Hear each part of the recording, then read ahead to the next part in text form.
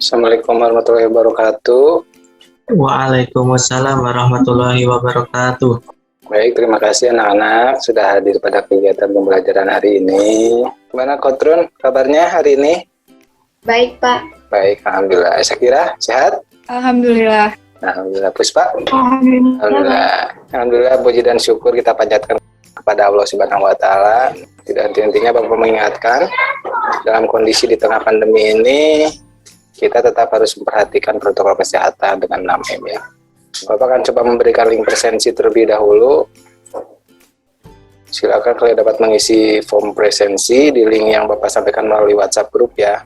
Baik, untuk mengawali kegiatan pembelajaran hari ini, mari kita berdoa terlebih dahulu agar pembelajaran kita dapat berjalan dengan lancar. Muhammad Farid bisa pimpin doa? Bisa, Pak. Baik, silakan. Sebelum kita memulai pelajaran, alangkah baiknya mari kita berdoa dahulu. Berdoa masing-masing. Berdoa mulai. Bapak akan ingatkan kembali untuk mengecek persiapan kalian ya. Tujuan pembelajaran hari ini yaitu diharapkan setelah mengikuti pembelajaran hari ini kita dapat menganalisis seni lukis aliran ekspresionisme dalam perkembangan seni rupa modern Eropa dengan tepat. Ketika kita berbicara tentang seni lukis aliran ekspresionisme, maka sebenarnya kita sedang berbicara tentang sejarah ya. Jadi kegiatan pertama dalam menganalisis itu adalah menguraikan. Lalu apa manfaat dari kegiatan menganalisis itu? Kalau kita kritisi ya, bagaimana kondisi saat ini, di mana dunia sedang bergeser.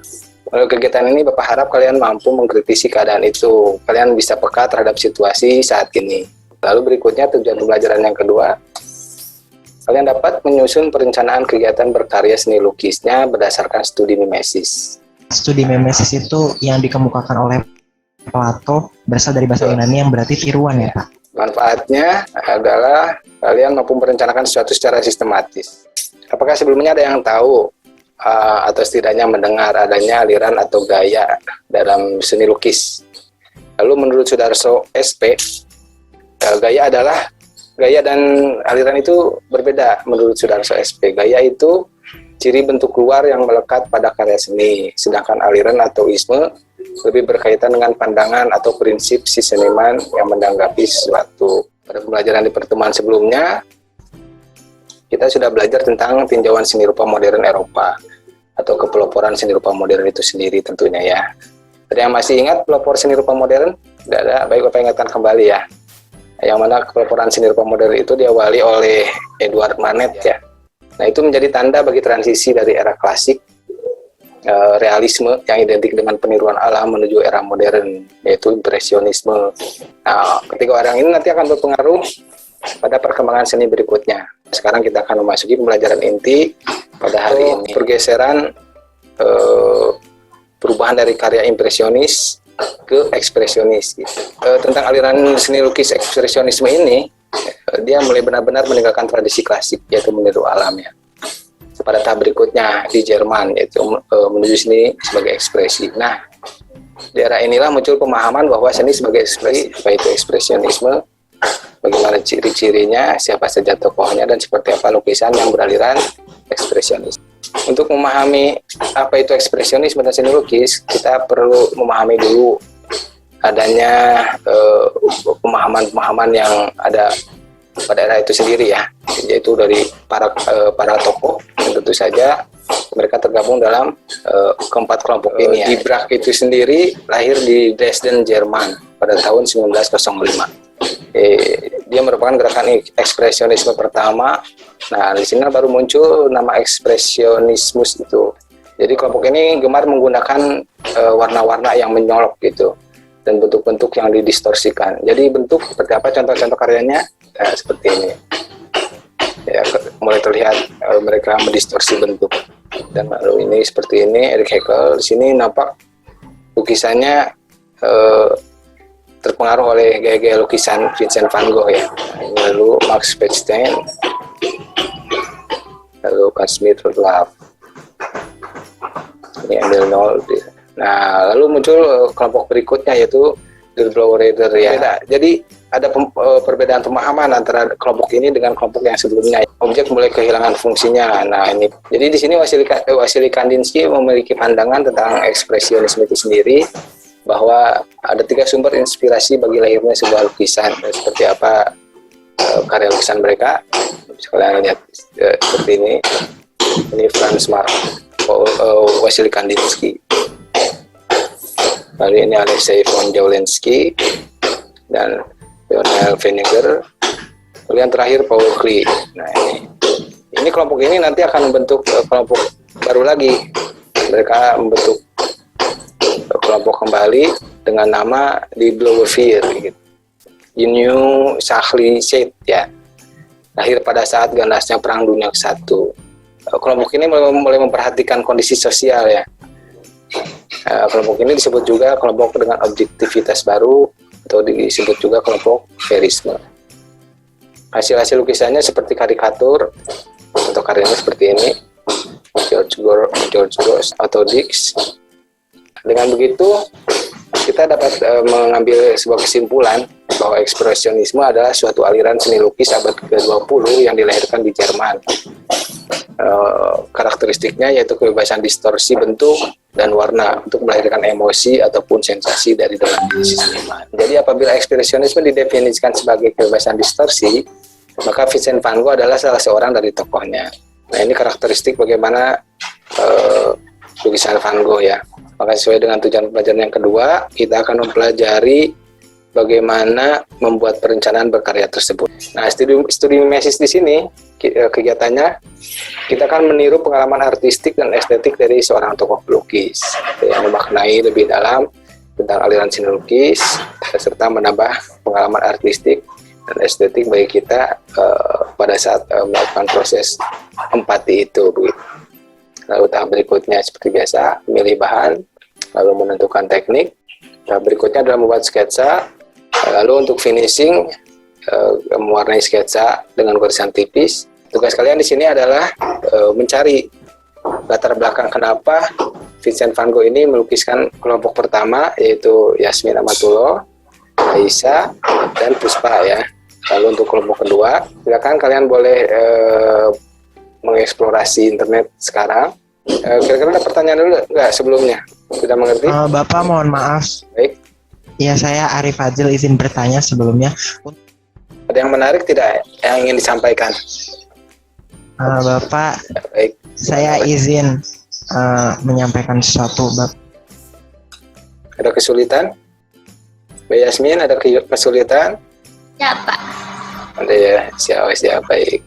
Apakah sudah selesai semua atau masih baca-baca? Kalau begitu dari kelompok 1 dulu mungkin. Bapak, terima kasih. Baik. Jadi di sana Van Gogh menuliskan kurang lebih kalau kamar itu haruslah mengisyaratkan untuk istirahat dan mimpi tertentu. Van Gogh telah mengecat dinding kamarnya menjadi warna ungu pucat, lalu dia menceritakan warna-warna yang ada di ruangan itu. Dan yang terakhir dia menceritakan bahwa furnitur yang berbentuk persegi harus mengekspresikan istirahat yang tak tergoyahkan. Betul. Kalau menurut pemahaman saya, mungkin Van Gogh ini ingin menghidupkan suasana di dalam kamarnya melalui ekspresi yang dia tuangkan ke dalam sebuah lukisan. Baik, Itu baik. mungkin. Nah, ya Mbak Yasmin. Seperti itu ya, nanti anak-anak ya, kurang lebih latar belakang dari terciptanya karya tersebut. Nah, setelah kalian login, itu akan muncul seperti ini. Jadi bisa kalian klik yang ini. Karena ini free, jadi ini terbatas.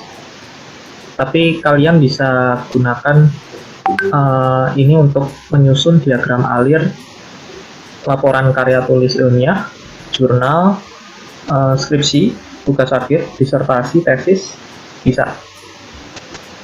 Jadi ini ada panduannya.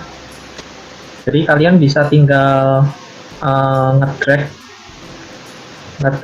ininya ya, simbol-simbol flowchart-nya langsung ke dalam sini. ini kalian tinggal ngedit di sini nanti. Ya ini kalau ini kan sudah ya. kita menggunakan ide dan gagasan dari seniman atau pelopor aliran seni lukis ekspresionisme yaitu Van Gogh. Jadi seperti ini kita bisa langsung melihat tekan shift dan control. Nah, jadi kita bisa langsung menuju ke sumbernya. Sebagai stimulasi, di sini kita belajar tentang studi objek ya. Stimulasi itu studi objek, studi teknik, tentang apalagi media-media yang digunakan oleh Vincent van Gogh itu apa saja. Ini linknya akan Bapak share. Baik, untuk link dari bagan ini sudah akan Bapak sampaikan di WhatsApp group. Kalian bisa mengeditnya nanti ya. Nanti kalau sudah selesai mengedit bentuk mind mapping tadi, kalian boleh share linknya di WhatsApp untuk Bapak lihat dan akan Bapak ambil penilaiannya nanti. Baik, nah anak-anakku sekalian, hari ini kita telah belajar mengenai aliran seni lukis ekspresionisme dalam seni lukis tentunya ya, di mana kita dapat mengambil pengertian faktual dari aliran itu. Yaitu ekspresionisme adalah suatu aliran seni lukis abad ke-20 yang dilahirkan di Jerman. Bentuk pemikiran dari kaum ini pada intinya adalah kebebasan distorsi bentuk dan warna untuk melahirkan emosi ataupun sensasi dari dalam diri si seniman ya. Lalu bagaimana kita merencanakan kegiatan berkarya yang dilakukan sebelumnya, melakukan proses berkarya dengan sistematis dan menggunakan metode mind mapping. Untuk kesimpulan, Bapak minta satu orang mungkinnya untuk memberikan respon tentang kelebihan dan kekurangan tentang pembelajaran pada hari ini.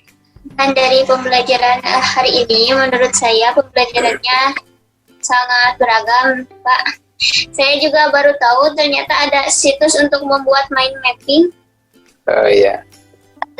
Dan untuk kekurangannya mungkin tadi ada beberapa kali suaranya terputus, mungkin kendala sinyal juga ya Pak. Ya, di rumah Bapak juga sedang berisik ya di sini ya. Ya itu saja Pak. Baik, terima kasih Pak Yasmin. Bagi kalian yang belum, Bapak akan memberikan link untuk buat kesimpulan ya. Pembelajaran berikutnya kita akan membuat sketsa ya. Sketsa tentang proses pembuatan berkarya seni lukis berdasarkan karya Vincent van Gogh tadi. Baik, akhir kata Bapak ucapkan terima kasih yang sebesar-besarnya pada kalian yang telah hadir pada kegiatan hari ini. Mari kita tutup kegiatan hari ini dengan doa. Berdoa menurut agama dan kepercayaannya masing-masing. Berdoa dimulai. Baik, selesai. Wassalamualaikum warahmatullahi wabarakatuh. Terima kasih ya. Waalaikumsalam warahmatullahi wabarakatuh. Terima kasih kembali Bapak. Ya, Terima kasih Pak. Terima kasih Pak. baik. Bapak mohon maaf, saya Baik. izin bertanya Pak. Gimana Pak? Tadi di akhir jaringan saya sedikit hilang untuk Baik.